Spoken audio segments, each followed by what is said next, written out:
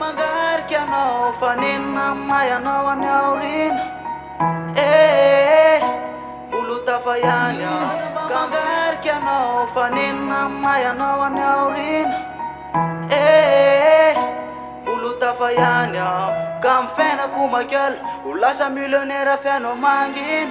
Fight music nigga.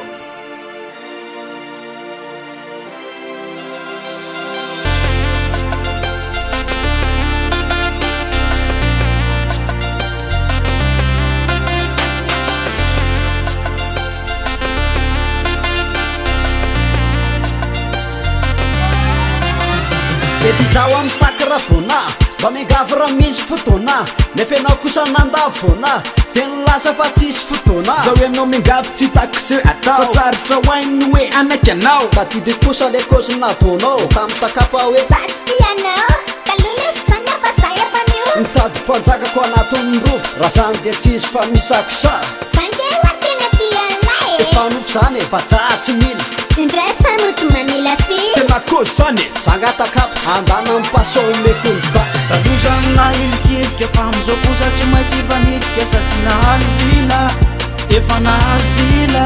katery mba hoetiko anao raha ijere pataloha anao afanteny hoe takapany aty zamila te nefa zany ilandry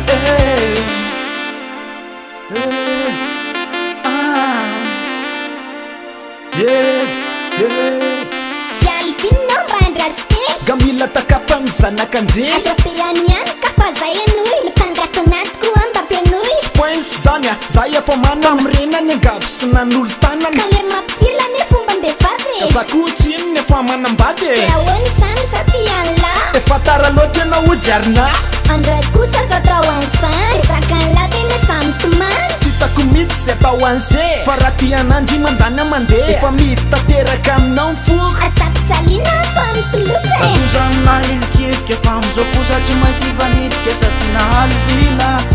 efa nahazy vila katery mba hoetiko anao raha ijere pataloha anao afanteny hoe takapany aty zamila te nefa zany ilandry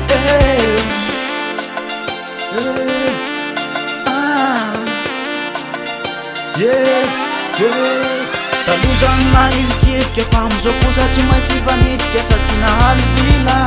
efa nahazy vila katery mba hoetiko anao raha ijere pataloha anao afanteny hoe takapany aty zamila te nefa zany ilandry